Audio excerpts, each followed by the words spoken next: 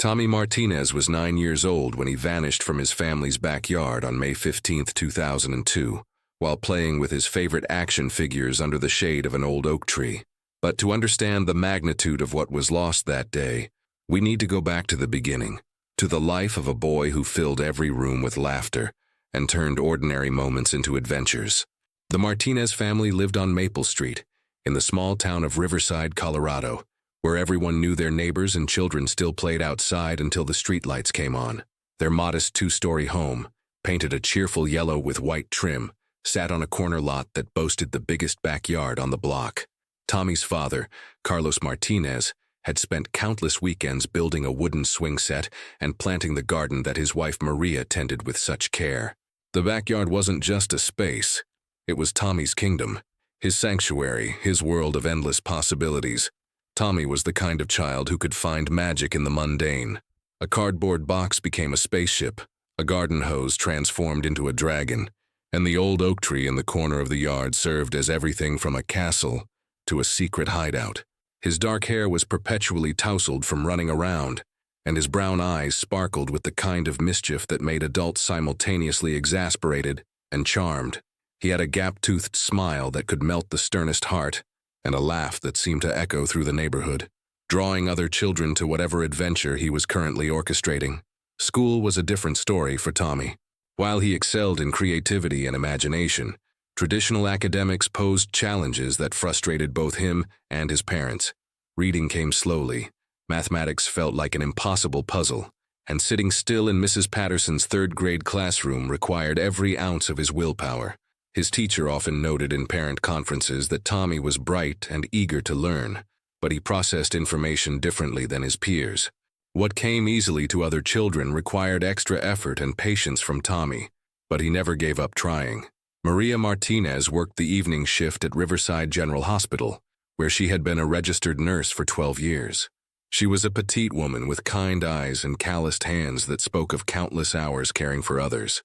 Despite the demands of her job, she made sure to be home every afternoon when Tommy returned from school, ready with a snack and willing ears for whatever adventure he wanted to share from his day.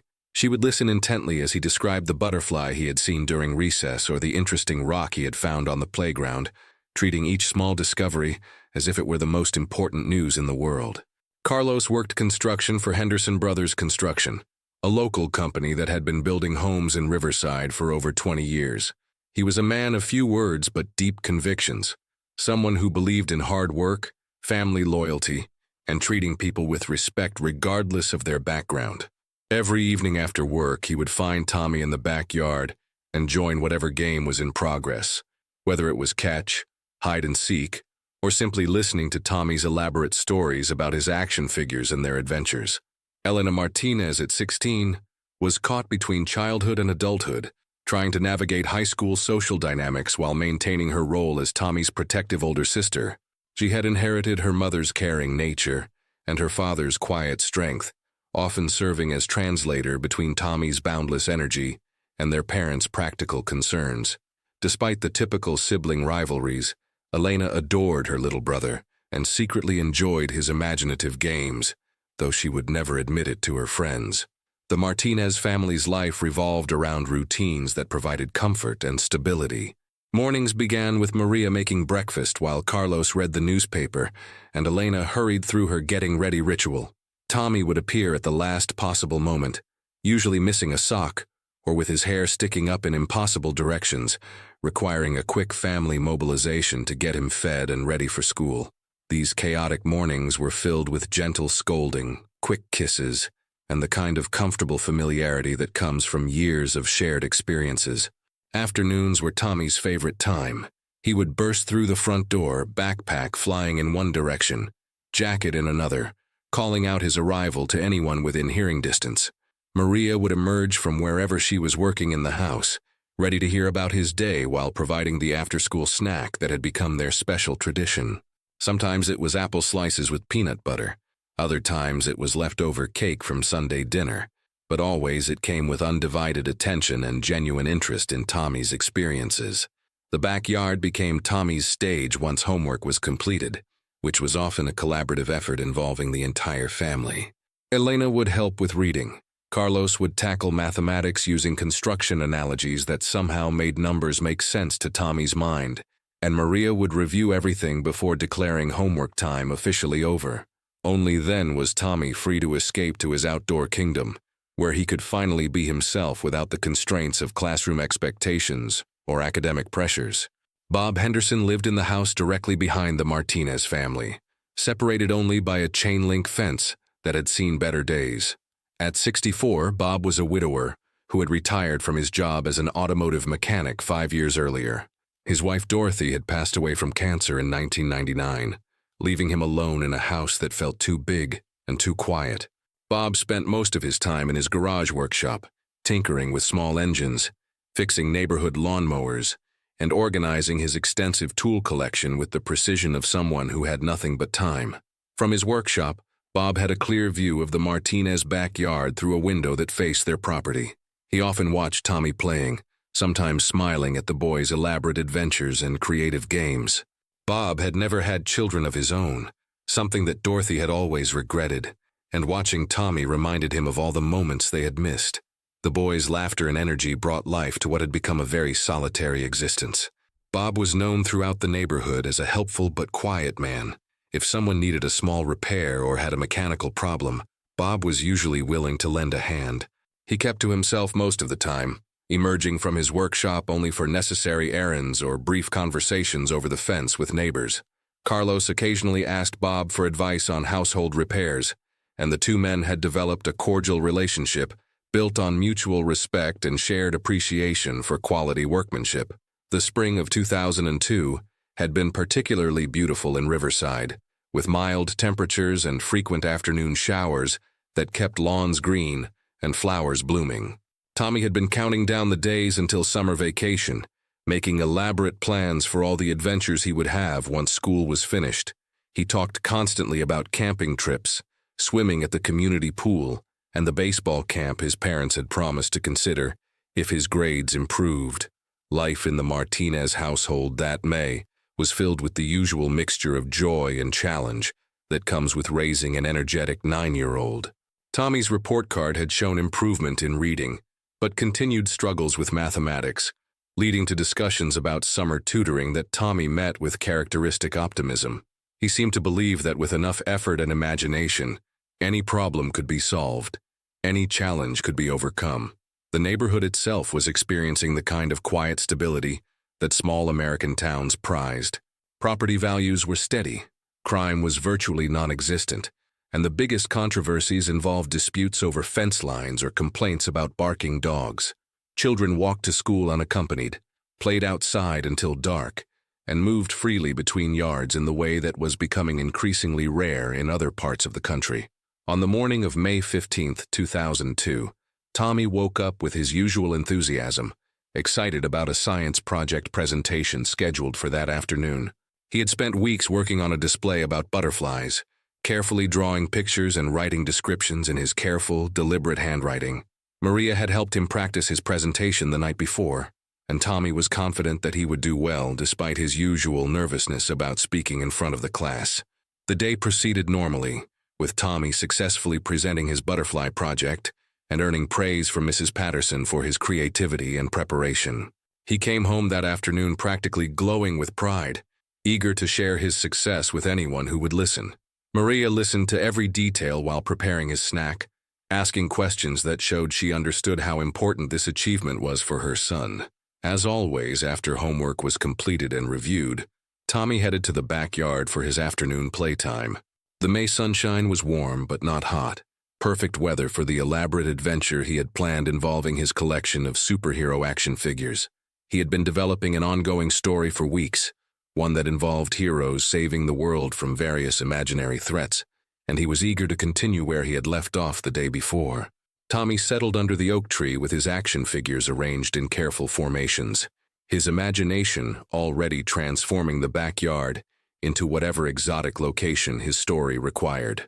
The late afternoon sun filtered through the leaves, creating patterns of light and shadow that danced across the grass as a gentle breeze stirred the branches above.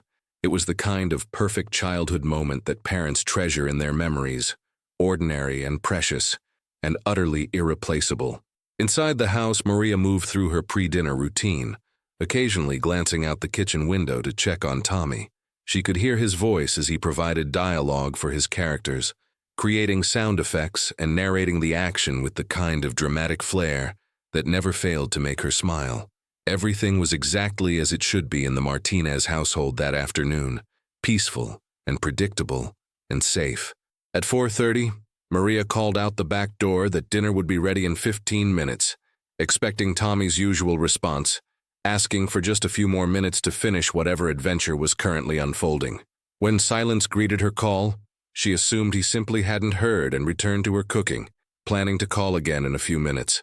The chicken was nearly done, the rice was perfect, and Elena would be home from her after-school job at the local grocery store any moment. But Tommy Martinez would never answer his mother's call for dinner again. The silence that followed Maria Martinez's dinner call would haunt her for the rest of her life.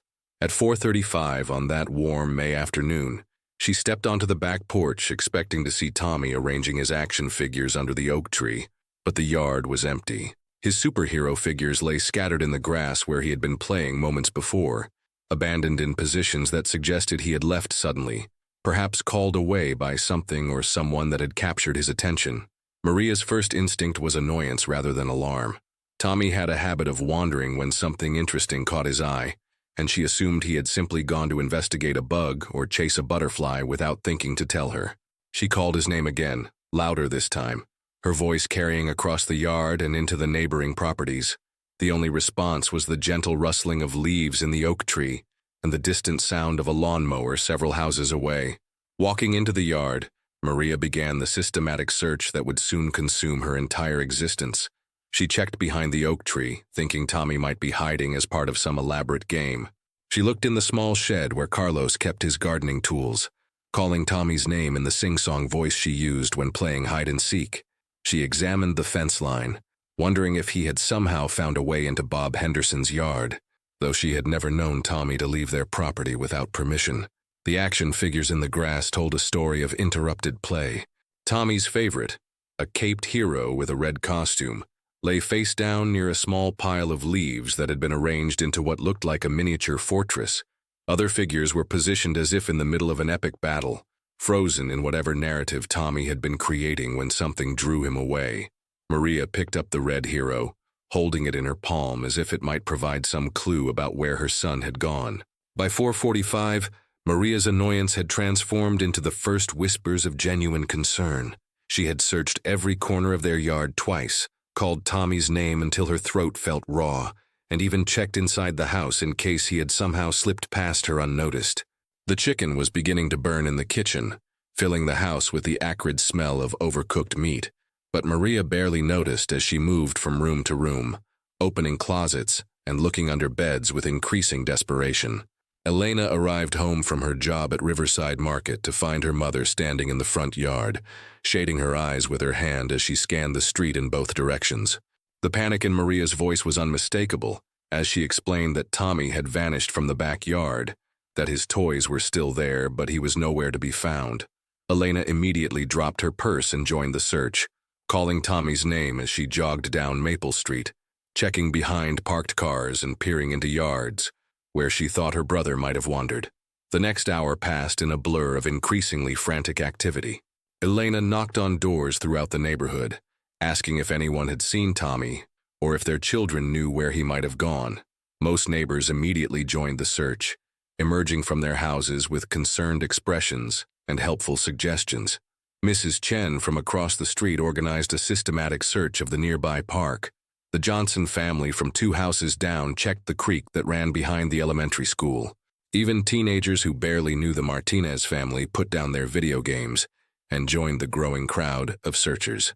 Carlos received Maria's phone call at the construction site where Henderson Brothers was putting the finishing touches on a new subdivision across town. His wife's voice, high-pitched with fear and barely coherent through her tears, conveyed the urgency of the situation even before she managed to explain what had happened. Carlos dropped his tools where he stood, shouted a brief explanation to his foreman, and drove home through Riverside's quiet streets with his heart hammering against his ribs and his mind racing through every possible explanation for his son's disappearance. By the time Carlos arrived home, The informal search had expanded to include nearly 24 neighbors and family friends. Someone had organized the searchers into groups, assigning each team a different area of the neighborhood to cover. The local fire department had been called and was setting up a command post in the Martinez front yard, their red trucks and emergency equipment drawing curious onlookers from surrounding streets. The scene had taken on the organized chaos that accompanies any emergency response, with too many people trying to help and not enough information to guide their efforts effectively. Detective Sarah Williams of the Riverside Police Department arrived at 6:15, just as the spring sun was beginning to cast long shadows across the carefully maintained lawns of Maple Street. Williams was a 15-year veteran of the force, a methodical investigator who had handled her share of missing person cases over the years. Most involved teenagers who had run away after arguments with their parents, or elderly residents with dementia who had wandered away from their caregivers. A 9-year-old vanishing from his own backyard was something entirely different, something that made her stomach tighten with professional concern and personal dread. Detective Williams immediately established protocols that transformed the chaotic volunteer search into a coordinated investigation. The backyard was designated as a potential evidence scene, forcing the well-meaning neighbors to step back and allow trained personnel to document everything exactly as it had been found. Crime scene photographers captured images of Tommy's abandoned toys, the undisturbed grass, and every corner of the property that might contain relevant information. The fence line was examined for signs that Tommy had climbed over or squeezed through, but the chain-link barrier showed no evidence of disturbance. The formal interviews began in the Martinez living room, which had been transformed into an impromptu command center, filled with police officers, social workers, and FBI agents who had been called in due to the potential interstate implications of a child's disappearance. Maria sat on the couch where she had helped Tommy with his homework just hours earlier, answering the same questions repeatedly while clutching the red action figure she had retrieved from the backyard. Her voice grew hoarse from crying and talking, but she continued to provide every detail she could remember about Tommy's routine, his friends, his habits, and his activities leading up to his disappearance. Carlos paced the room during his interview, his construction worker's hands clenched into fists as he struggled with his complete helplessness in the face of his son's vanishing. He answered questions about family finances, personal enemies, anyone who might have reason to target their family, but the questions felt surreal and inappropriate. The Martinez family lived quiet, unremarkable lives focused on work, family, and community. They had no enemies, no secret troubles, no complicated relationships that might explain why someone would take their child. Elena's interview was perhaps the most difficult, because she felt responsible for not being home when Tommy disappeared. If she hadn't taken the after-school job, if she had come straight home from school, if she had been watching her little brother instead of stocking shelves at the grocery store, maybe none of this would have happened.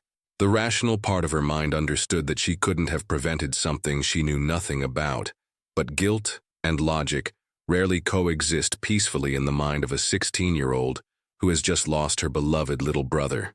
The neighborhood canvas revealed both helpful information and frustrating dead ends. Several residents had seen Tommy playing in his backyard that afternoon, but no one had witnessed his actual disappearance or noticed anyone suspicious in the area. Bob Henderson, the retired mechanic who lived directly behind the Martinez family, told investigators that he had been working in his garage all afternoon and hadn't seen or heard anything unusual. His workshop faced the Martinez backyard, but he claimed to have been focused on rebuilding a carburetor and hadn't paid attention to Tommy's activities that day. As darkness fell on May 15, 2002, the search for Tommy Martinez expanded beyond the immediate neighborhood to include wooded areas, abandoned buildings, and any place a 9-year-old boy might wander or hide. Volunteers with flashlights and search dogs combed through Riverside Park, calling Tommy's name into the growing darkness. The local radio station began broadcasting regular updates about the missing boy, asking listeners to check their properties and report any relevant information to police. The Martinez house filled with people offering support, bringing food, and providing shoulders to cry on. But the constant activity couldn't mask the terrible reality that Tommy was still missing. Maria moved through the crowd of well-wishers like a ghost, accepting hugs and condolences, while her mind remained focused entirely on her absent son. She kept expecting to hear his voice, to see him run through the front door with some innocent explanation for where he had been. But as the hours passed, that hope became increasingly difficult to maintain. Local news crews arrived as the story began attracting regional attention. The image of 9-year-old Tommy Martinez, smiling in his school picture with his gap-toothed grin and tousled dark hair, appeared on television screens throughout Colorado that evening. His disappearance led the 11 o'clock news on 3 different stations, each report emphasizing the mysterious circumstances and the ongoing search efforts. The story had all the elements that capture public attention: an innocent child, a safe neighborhood, and a disappearance that defied easy explanation. The first night was the longest of the Martinez family's lives. Maria refused to sleep, convinced that Tommy might return home and find nobody waiting for him. She sat by the living room window, watching the street for any sign of movement, while neighbors took shifts maintaining a vigil on the front porch. Carlos dozed fitfully in his recliner, startling awake every few minutes when he heard a car door slam or footsteps on the sidewalk. Elena lay in her bed staring at the ceiling, listening to the muffled conversations and radio chatter that continued throughout the night. Bob Henderson stood at his kitchen window for a long time that first night, watching the activity at the Martinez house and thinking about the boy who had brought so much life to the quiet neighborhood. The police had interviewed him briefly, asking routine questions about what he had seen and heard that afternoon. He had answered honestly that he had been working in his garage and hadn't noticed anything unusual, but the conversation left him feeling unsettled in ways he couldn't quite articulate. By morning, Tommy's disappearance had become a major story throughout Colorado and was beginning to attract national attention. Missing child cases involving young children from stable families in safe neighborhoods touched something deep in the American psyche, representing every parent's worst nightmare made manifest. The Martinez family home became the center of a media circus, with news vans lining Maple Street and reporters seeking interviews with anyone who might provide insight into the mystery. The second day brought both expanded search efforts and growing desperation. Professional search teams with specialized equipment arrived from Denver, bringing cadaver dogs and ground-penetrating radar that could detect disturbances in soil composition. The organized searches expanded to include areas miles from the Martinez home, covering every possible location where a 9-year-old might wander or where someone might take him. Volunteers organized themselves into systematic search parties, covering wooded areas, abandoned buildings, and remote locations throughout the county. Detective Williams coordinated the investigation with FBI agents who had taken over many aspects of the case due to its potential federal implications. The possibility that Tommy had been taken across state lines triggered protocols that brought federal resources and expertise to the small Colorado town. Agents interviewed registered offenders throughout the region, conducted background checks on anyone who had contact with the Martinez family, and analyzed financial records for any indication of motive or suspicious activity. The media attention brought both help and complications to the investigation. Tips flooded in from across the country as people called to report sightings of children who might be Tommy Martinez. Each lead required investigation and follow-up, stretching law enforcement resources thin and creating false hope for the desperate family. Well-meaning volunteers sometimes interfered with professional search efforts, and the constant media presence made it difficult for investigators to conduct interviews and gather evidence without public scrutiny. Maria's sister, Rosa, arrived from New Mexico to help manage the household and provide emotional support during the crisis. Rosa took over the practical responsibilities that Maria could no longer handle, answering phone calls from reporters and concerned friends, organizing the food donations that continued arriving from neighbors, and ensuring that Elena maintained some semblance of normal routine despite the chaos surrounding them. The house became a strange combination of emergency command center and grief counseling location, filled with law enforcement personnel, family members, neighbors, and media representatives.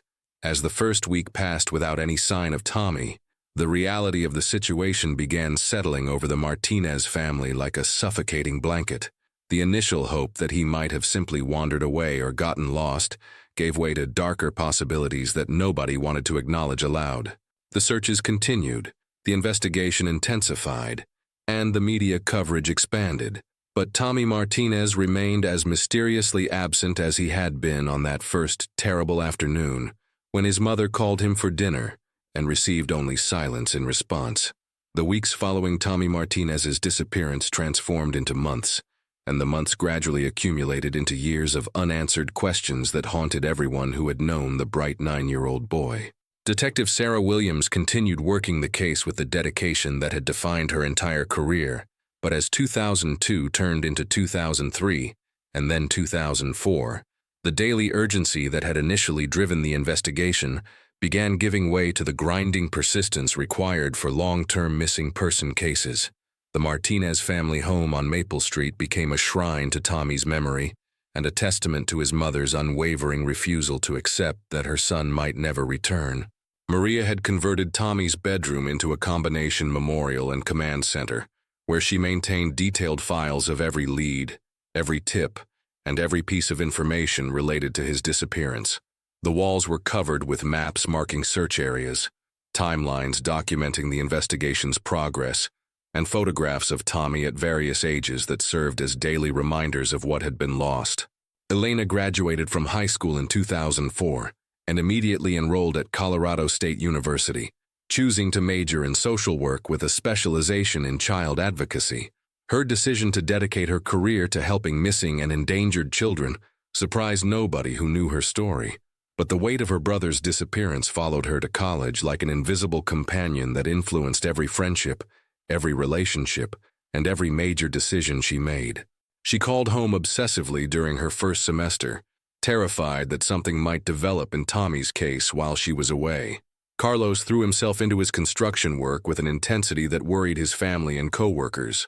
He volunteered for every overtime opportunity, accepted projects that required him to travel throughout Colorado, and spent his weekends building furniture and home improvements that nobody had requested. The physical labor provided a temporary escape from the endless questions and painful reminders that filled every corner of their daily lives, but it also created an emotional distance between him and Maria that neither of them knew how to bridge.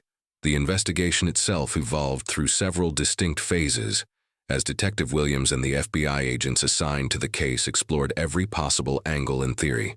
The initial focus on stranger abduction gradually expanded to include more complex possibilities, involving people who had access to Tommy or knowledge of his routines. Family members, family friends, teachers, coaches, and neighbors all underwent extensive background investigations that revealed nothing suspicious or relevant to Tommy's disappearance. Bob Henderson found himself subjected to the same scrutiny as everyone else who lived near the Martinez family. But his interviews with investigators were brief and unremarkable. He had been working in his garage on the afternoon Tommy disappeared, rebuilding a carburetor for a neighbor's lawnmower, and had neither seen nor heard anything unusual. His workshop faced the Martinez backyard, but Bob explained that he had been focused on his mechanical work and hadn't been paying attention to Tommy's activities that day. The retired mechanic's life had settled into predictable routines following his wife Dorothy's death 3 years earlier. He spent most of his time in his garage workshop, accepted occasional repair jobs from neighbors who needed mechanical expertise, and maintained a cordial but distant relationship with most people in the neighborhood. Bob had never married again after Dorothy's passing, and his social interactions were limited to brief conversations over fence lines and casual encounters at the hardware store or grocery market. As the investigation progressed, Bob gradually became more reclusive and withdrawn from neighborhood activities.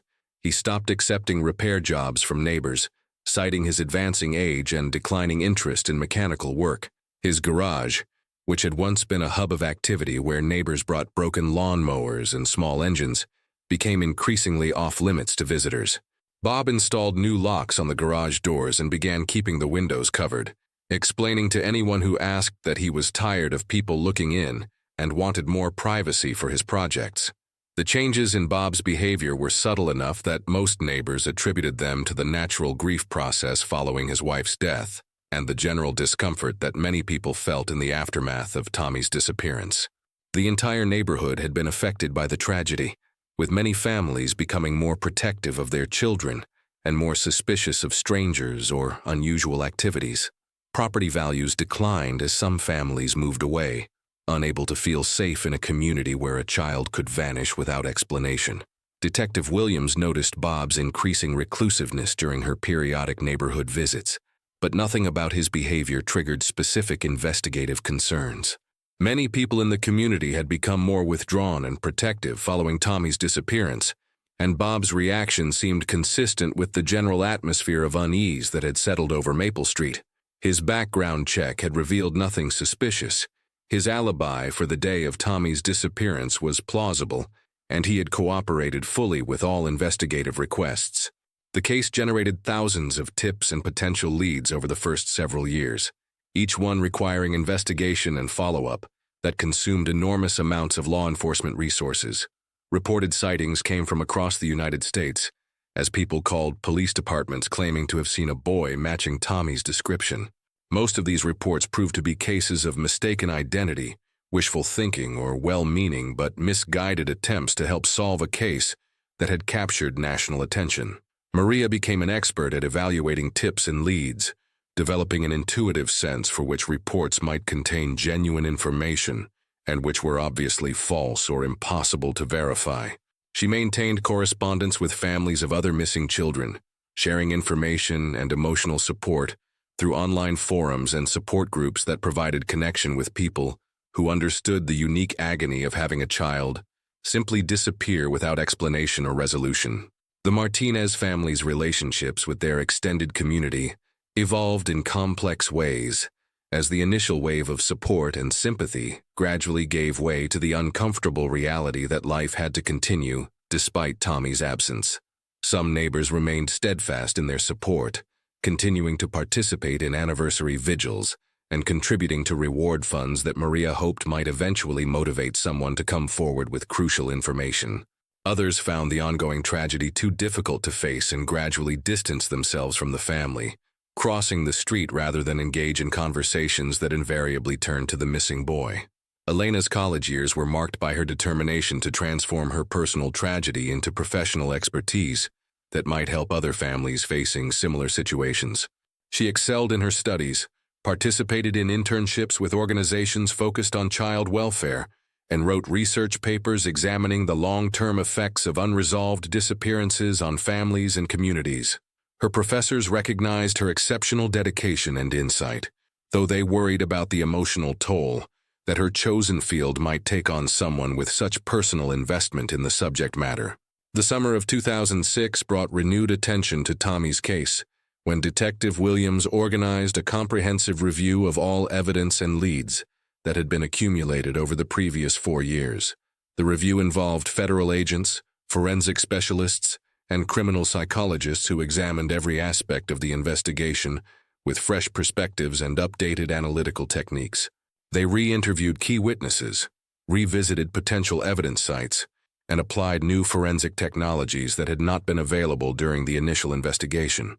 Bob Henderson was among the neighbors re-interviewed during this comprehensive review, and Detective Williams noticed that he seemed more nervous and evasive than he had been during previous conversations.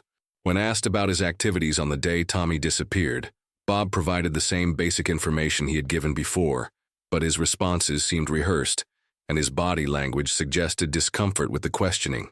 Williams made note of these observations in her report, but nothing Bob said or did provided grounds for more intensive investigation. The forensic review of physical evidence from the Martinez backyard and surrounding areas revealed several items that had not been thoroughly analyzed during the initial investigation. Advanced DNA testing techniques were applied to clothing fibers, hair samples, and other trace evidence that might contain genetic material from Tommy or anyone who might have been involved in his disappearance. The results were disappointing, revealing no new information that could advance the investigation or identify potential suspects. Maria's obsession with finding Tommy intensified during this period, as the renewed investigative activity raised her hopes that new evidence might finally provide answers to the questions that had tormented her family for over 4 years. She took time off from her nursing job to participate fully in the investigative review, providing detailed information about Tommy's routines, preferences, and relationships that might be relevant to understanding what had happened to him. The psychological evaluation component of the case review examined the possible profiles of individuals who might be responsible for Tommy's disappearance. Criminal psychologists developed detailed analyses of the circumstances surrounding the case, considering factors such as the timing of the disappearance, the location, the lack of witnesses, and the complete absence of physical evidence. Their conclusions suggested that Tommy's disappearance was likely the result of a carefully planned action by someone familiar with his routines and the layout of the neighborhood. As 2007 arrived, bringing with it the 5th anniversary of Tommy's disappearance, the Martinez family faced the heartbreaking reality that their son might never be found. The case remained officially open and active, but the daily investigative activity that had characterized the first several years had necessarily decreased as resources were redirected to newer cases with more promising leads. Detective Williams continued to work on Tommy's case whenever new information emerged, but she also had to acknowledge the limitations of what could be accomplished without fresh evidence or witness testimony. The anniversary vigil held on May 15, 2007, drew a smaller crowd than in previous years, but the people who attended demonstrated the same commitment to remembering Tommy and supporting his family that had characterized the community response from the beginning. Maria spoke to the gathering, thanking everyone for their continued support and expressing her determination to never stop searching for answers about what had happened to her son. Elena completed her undergraduate degree in 2008 and immediately enrolled in a master's program focusing on child protection services and family crisis intervention.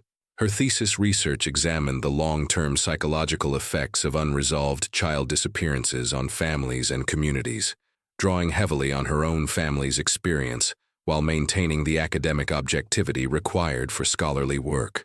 Her professors praised her research as groundbreaking in its depth and insight, though they continued to worry about the personal cost of her chosen specialization.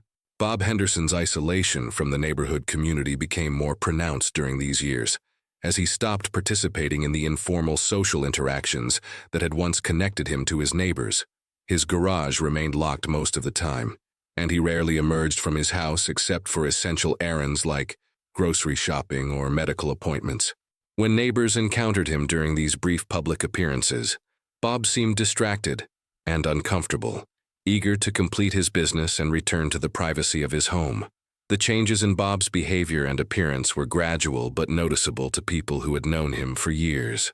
He had lost weight and seemed to have aged rapidly since his wife's death and Tommy's disappearance. His once meticulous garage workshop had become cluttered and disorganized, visible through small gaps in the window coverings he had installed to prevent neighbors from looking inside. The man who had once been known for his willingness to help neighbors with mechanical problems now seemed determined to avoid all social contact.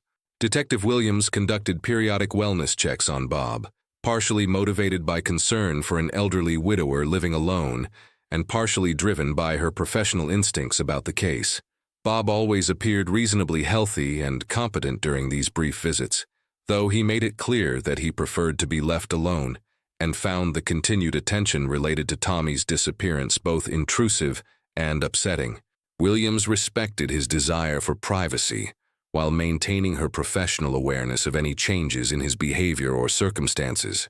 By 2010, 8 years after Tommy's disappearance, the case had achieved the unofficial status of a cold case, though it remained technically active and continued to receive investigative attention whenever new leads emerged. The Martinez family had learned to live with the constant uncertainty and pain, developing coping mechanisms that allowed them to function, while never abandoning hope that someday they might learn what had happened to Tommy. The decade that followed Tommy's disappearance had transformed the Martinez family in ways that would have been unimaginable in 2002. Elena had become a respected social worker specializing in missing children cases. Carlos had evolved into a quiet man whose grief expressed itself through endless physical labor, and Maria had developed into a fierce advocate for other families facing similar tragedies. Their lives had meaning and purpose, but the absence of Tommy remained a constant presence that influenced every decision and colored every experience. As 2016 approached, bringing with it the approaching 15th anniversary of Tommy's disappearance, none of them could have imagined that the answers they had sought for so long were about to emerge from the most unexpected source imaginable. hidden in plain sight in the garage workshop of the quiet neighbor who had watched their tragedy unfold from just beyond their back fence. Bob Henderson's heart attack occurred on a cold November morning in 2016, 14 years and 6 months after Tommy Martinez had vanished from his backyard. The 78-year-old retired mechanic was found by his mail carrier, who noticed that several days' worth of mail had accumulated in his mailbox and called police for a welfare check. Bob had died alone in his kitchen, apparently while preparing his morning coffee, and had been deceased for approximately 3 days before anyone discovered his body. The Henderson estate sale was organized by a distant nephew from Kansas who had inherited the property and wanted to dispose of Bob's belongings as quickly as possible. The nephew, David Henderson, had barely known his uncle and was primarily interested in preparing the house for sale rather than preserving any sentimental items. He hired a local estate sale company to handle the contents of the house and garage, pricing everything to move quickly rather than maximize profit. Elena Martinez had returned to Riverside the previous year to take a position with the county social services department, partially motivated by her desire to be closer to her parents, and partially driven by her hope that being in the community might somehow contribute to resolving her brother's case. She was now 30 and had developed into a respected professional who specialized in child welfare cases, though she had never married or started a family of her own. The weight of Tommy's disappearance had influenced every major decision in her life, creating an emotional barrier that prevented her from fully committing to relationships that might distract from her ongoing search for answers. When Elena learned about Bob Henderson's death and the upcoming estate sale, she felt a complex mixture of emotions that she couldn't fully explain.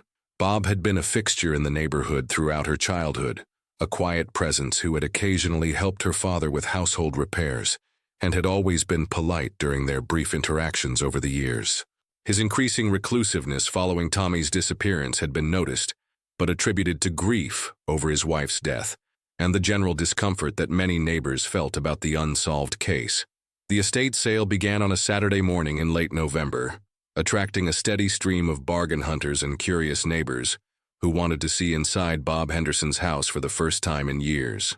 Elena arrived early, ostensibly interested in purchasing some tools for her father, but actually driven by an inexplicable curiosity about the man who had lived so close to their family tragedy, yet had remained such a mysterious figure throughout the investigation. Bob's garage workshop was filled with decades of accumulated tools, equipment, and mechanical supplies that reflected his 40-year career as an automotive mechanic.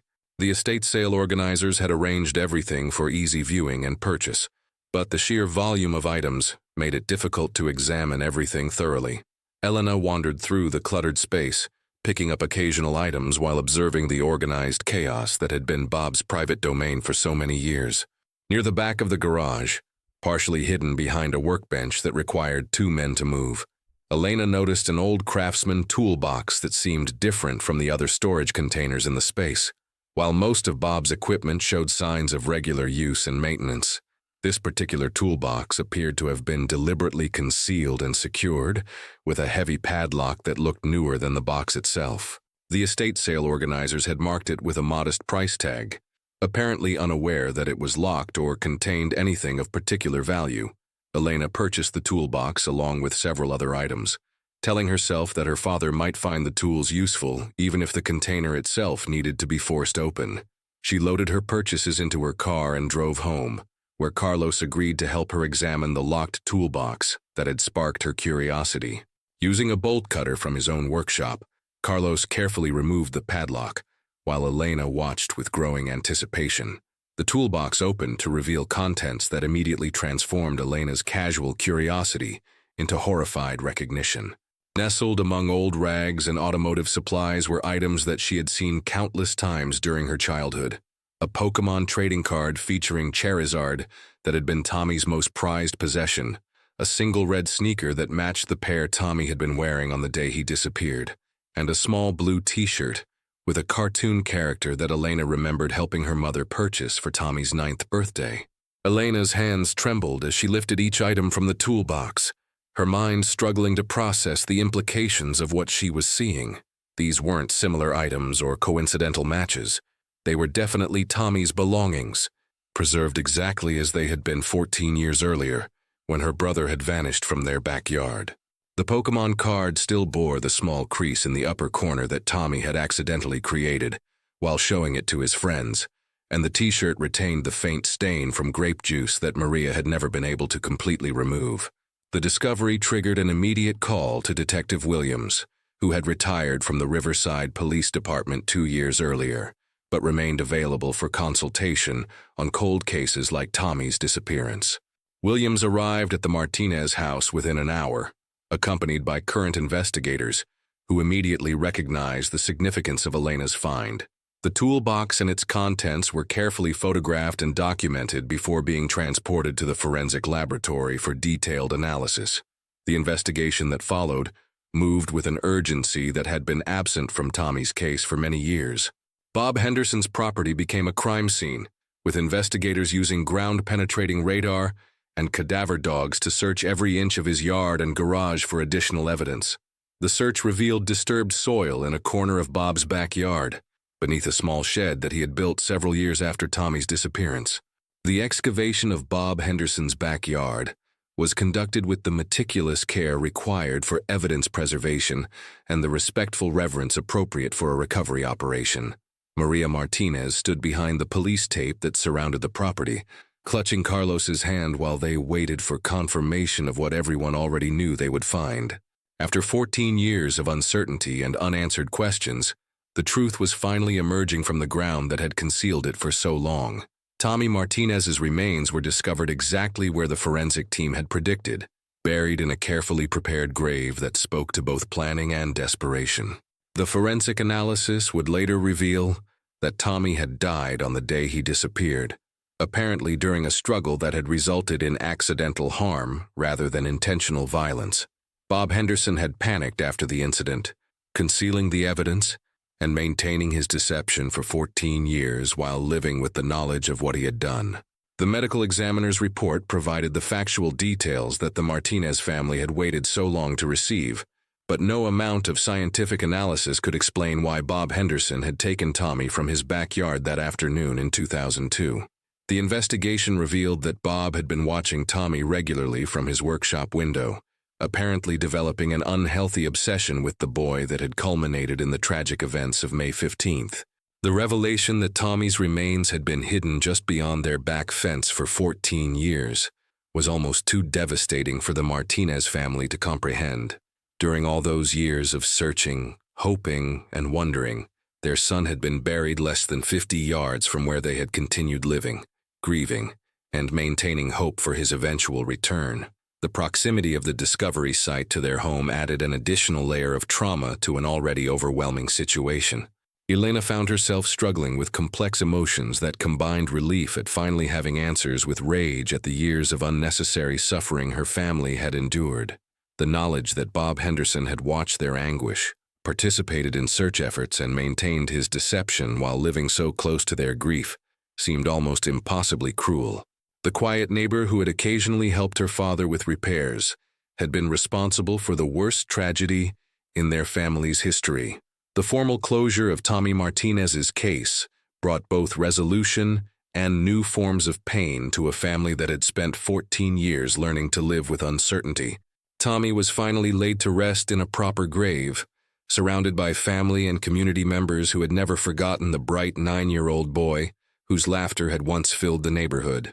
The funeral provided an opportunity for grieving that had been suspended for over a decade, allowing the Martinez family to begin processing their loss in ways that had been impossible, while Tommy's fate remained unknown. Maria Martinez spoke at Tommy's funeral about the importance of never giving up hope, even when that hope leads to devastating revelations. She thanked everyone who had participated in the search efforts, supported their family through the long years of uncertainty, and contributed to the investigation that had finally provided answers. Her words reflected both gratitude for the community's support and a profound sadness that the answers they had sought for so long had come with such terrible implications. The resolution of Tommy's case had implications beyond the Martinez family, affecting everyone who had known Bob Henderson and raising questions about how well people really know their neighbors. The revelation that a trusted community member had been capable of such deception forced many residents to reconsider their assumptions about safety, trust, and the possibility that terrible secrets might be hidden behind the most ordinary facades. Elena returned to her work in child protection services with renewed dedication, using her family's experience to better understand and assist other families facing similar tragedies. She knew that not all missing children cases would achieve the resolution that Tommy's had, but she was determined to ensure that every family received the support, investigation, and hope that they deserved during their darkest hours.